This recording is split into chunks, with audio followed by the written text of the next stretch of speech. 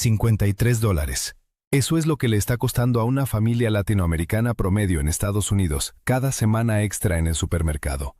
No por inflación tradicional, no por la guerra en Irán, por los aranceles. Hace exactamente un año, el presidente Trump firmó lo que llamó el mayor reordenamiento del comercio mundial desde la Segunda Guerra Mundial. Los medios lo llamaron Día de la Liberación. ¿Pero liberación para quién? Porque los números que han salido este mes revelan algo que nadie en Washington quiere admitir en voz alta. Y lo que nadie te está contando es lo que te voy a explicar hoy.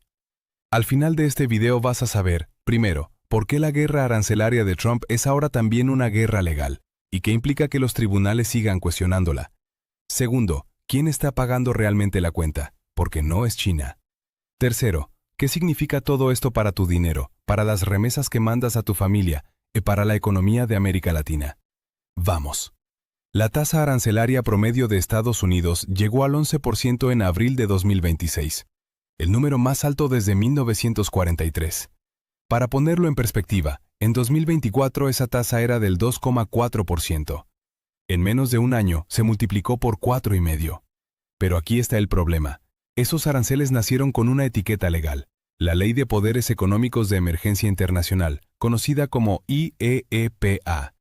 Trump la usó para declarar el déficit comercial como una emergencia nacional. El 20 de febrero de 2026, la Corte Suprema dijo, por 6 votos contra 3, eso no es constitucional. El gobierno recaudó más de $100,000 millones con esos aranceles. Ahora hay demandas de devolución. Los demócratas hablan de reembolsar hasta $175,000 millones, con intereses. Y Trump, lejos de rendirse, activó inmediatamente otro mecanismo, la sección 122 de la Ley de Comercio de 1974.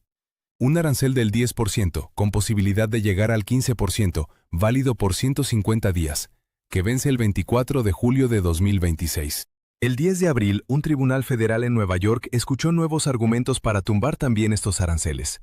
24 estados y varias empresas pequeñas dicen que la sección 122 fue diseñada para crisis monetarias de los años 70, cuando el dólar aún estaba ligado al oro, y que usarla para cubrir déficits comerciales rutinarios es un abuso. Un solo dato que resume el momento.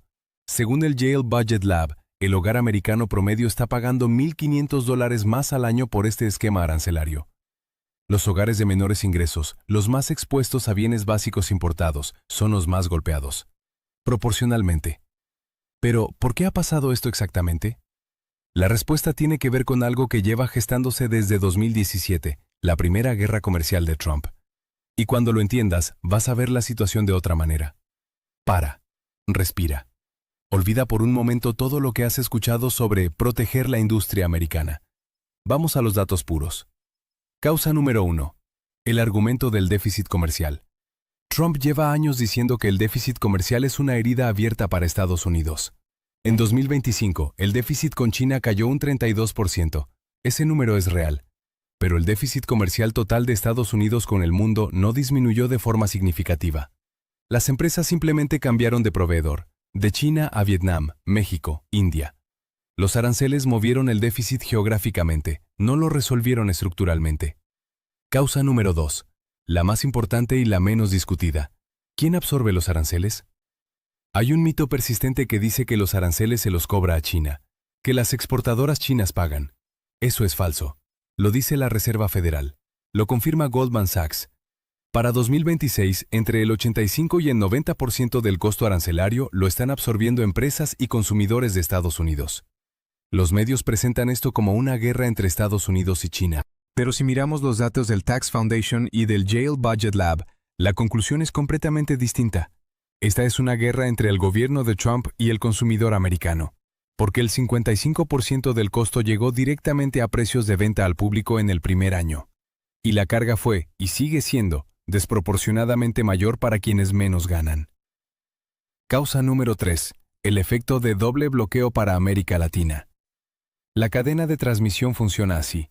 Trump sube aranceles flecha, China desacelera flecha, caen precios de commodities como cobre, soya, petróleo, flecha. Los países latinoamericanos que exportan esos recursos pierden ingresos, flecha. Sus monedas se debilitan, flecha. La canasta básica sube. Todo esto sin que América Latina haya participado en la guerra comercial original. Chile y Perú exportan cobre, Brasil y Argentina exportan soja, Colombia y Brasil exportan petróleo y café. El FMI estimó que las políticas arancelarias 2025 a 2026 podrían reducir el crecimiento global hasta 0,5 puntos porcentuales, con impacto desproporcionado en los países más pequeños. Ahora que sabes el porqué, lo importante es, ¿qué va a pasar? Y uno de los dos escenarios afecta directamente a tu dinero. Si la sección 122 expira el 24 de julio sin renovación del Congreso y los tribunales no actúan antes, el arancel cae. Eso aliviaría algo la presión de precios. Goldman Sachs estima que la sentencia de la Corte Suprema sobre IEPA ya redujo la tasa efectiva de 17% a 9%.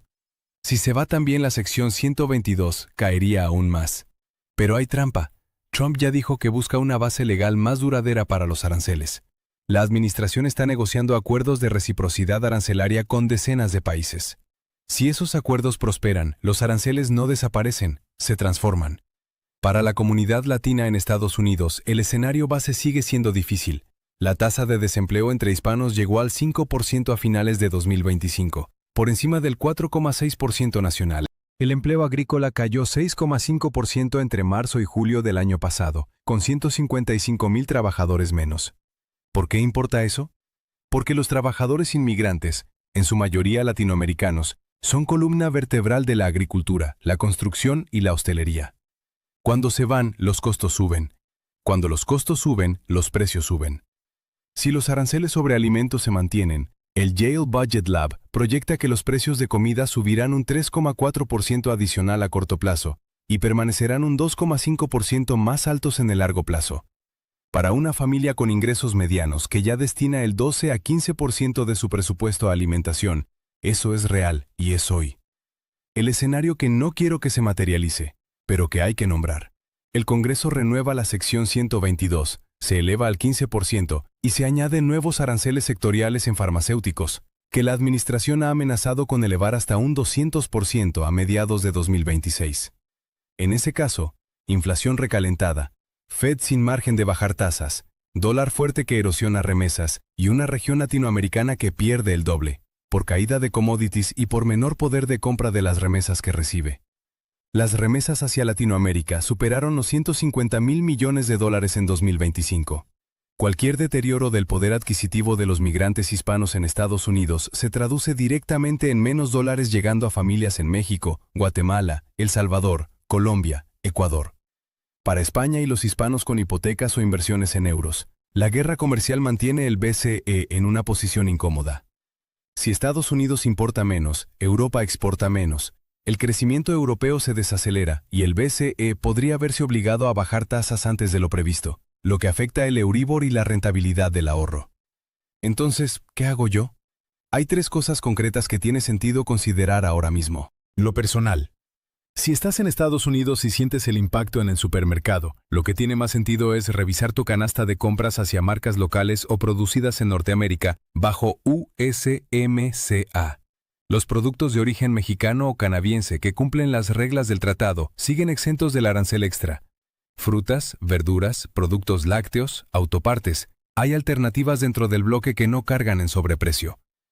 Lo financiero. Para quienes tienen ahorros o inversiones, la incertidumbre arancelaria está siendo un viento de cola extraordinario para el oro, que ya tocó máximos históricos cerca de los $4,700 la onza en abril de 2026. No estoy diciendo que compres oro mañana, pero entender por qué el mercado huye hacia activos refugio cuando hay caos de política comercial es útil para leer el resto del año. Para los que están en México, el tipo de cambio dólares estadounidenses sobre pesos mexicanos en torno a 17,50 a 17,90 pesos refleja que el USMCA sigue siendo el escudo más importante del país. Las exportaciones mexicanas a Estados Unidos subieron 7,4% interanual en lo que va de 2026. Ese es el otro lado de la historia. Lo macro. El insight que menos se comenta. Aquí va el dato que me parece más importante de todo este análisis. Mientras Estados Unidos sube barreras, el mundo firma tratados entre sí. En enero de 2026, la UE y el Mercosur firmaron el mayor acuerdo comercial en décadas, 780 millones de personas, aplicación provisional desde el 1 de mayo. En enero también entró en vigor el Gran Acuerdo UE-India. El mundo comercial se está reorganizando alrededor de Estados Unidos, no con Estados Unidos. Y América Latina está justo en el centro de esa reorganización. Hagamos el resumen. Un año después de la liberación, la tasa arancelaria de Estados Unidos está en su nivel más alto desde 1943, pagada en un 85 a 90% por empresas y consumidores americanos. La Corte Suprema tumbó los aranceles originales. Trump activó la sección 122, que vence en julio. Hay una nueva batalla legal en marcha. La comunidad latina en Estados Unidos se enfrenta a desempleo más alto y precios de alimentos en alza. México aguanta gracias al USMCA, pero con crecimiento anémico del 1,3%. Y América Latina mira hacia Europa como nunca antes. Ahora te pregunto directamente, ¿en qué país estás viendo esto y ya lo estás sintiendo en los precios? ¿Estás en México? ¿En Colombia? ¿En Argentina? ¿En España? ¿En Estados Unidos? Cuéntame en los comentarios. Quiero saber cómo está impactando esto donde tú estás. Las respuestas de los últimos videos han sido increíbles. Hay perspectivas desde Monterrey, Buenos Aires, Miami y Madrid que no encuentras en ningún medio convencional. Si este análisis te ayudó a entender lo que está pasando, dale like que ayuda mucho al canal. Y si aún no estás suscrito, este es el momento. Cada semana analizamos los movimientos económicos que más afectan a nuestra región. Sin sesgos, con datos. Nos vemos en el próximo video.